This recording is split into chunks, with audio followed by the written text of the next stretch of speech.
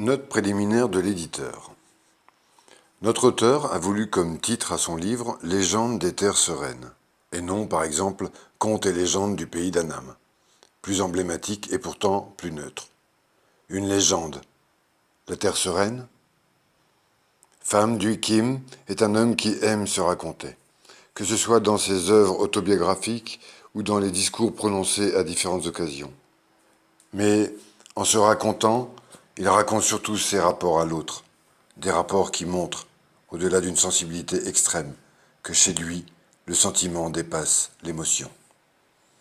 Un exemple parmi d'autres, l'extrait choisi est annoté par Bui Xuan Bao, que nous publions en annexe. L'auteur se dévoile, il se met en scène et le conte qu'il décide de relater à son ami devient la relation qui les lie, bien au-delà d'une simple empathie. Légende des terres sereines donne à lire en filigrane les émois d'un écrivain chaleureux, qui sait garder la confiance et l'amitié des personnes qui l'ont connu. Voici les mots récents que l'on peut lire sur un blog littéraire des plus consultés. C'était en août 2009.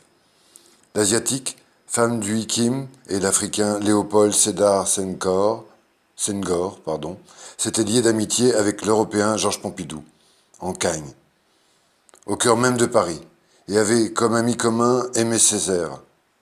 Pham Duy Kim a écrit directement en français, dans une langue fluide et propice aux rêves, des contes célèbres du folklore annamite. Un Vietnamien amoureux de la France et de la langue française. Il était agrégé de grammaire, un bel objectif pour un lycéen de l'autre bout du monde, non? Mais ce que vous ne savez peut-être pas, c'est que Kim fut aussi professeur de français en France. C'est lui qui, en particulier, me fit aimer Ronsard et dire que nous nous moquions un peu de lui dans ses costumes d'ambassadeur toujours impeccables. Pham Duy Kim a grandi au sein d'une famille de lettres et d'artistes. Son frère, Pham Duy, est surnommé dans son pays le compositeur aux 1000 chansons. Son père n'est autre que Pham Duy Ton. Nous empruntons à nouveau quelques lignes à Bui Xuan Bao. Pham Duy Ton, diplômé de l'école des interprètes de Hanoï, est nommé dans le cadre des interprètes des résidences au Nord-Vietnam. Il quitte bientôt ce poste administratif pour se consacrer au journalisme. Bien connu dans le monde des lettres, il collabore à plusieurs journaux et revues. Il se spécialise dans la nouvelle. À leur publication, ces nouvelles sont considérées comme des récits réalistes, très habilement maniés. Elles sont écrites dans un style qui annonce ceux des meilleurs romanciers modernes. Pham Duy Kim est né en 1908 à Hanoï. Après des études secondaires au lycée Albert Sarraut de sa ville natale, il suit les classes préparatoires du lycée Louis-le-Grand, à Paris, et entre à l'école normale supérieure de la rue d'Ulm, d'où il sortira agrégé de grammaire. De retour au Vietnam, il entame une carrière dans l'enseignement, et en 1939 s'engage dans l'armée française.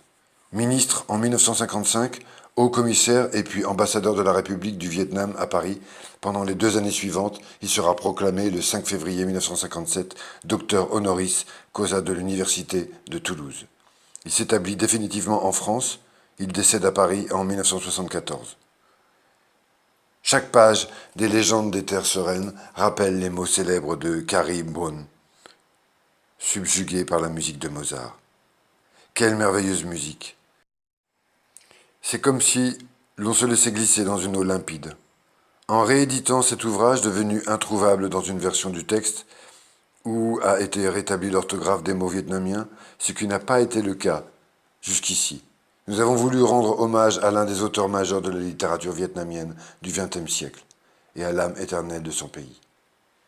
Paris, en 2009.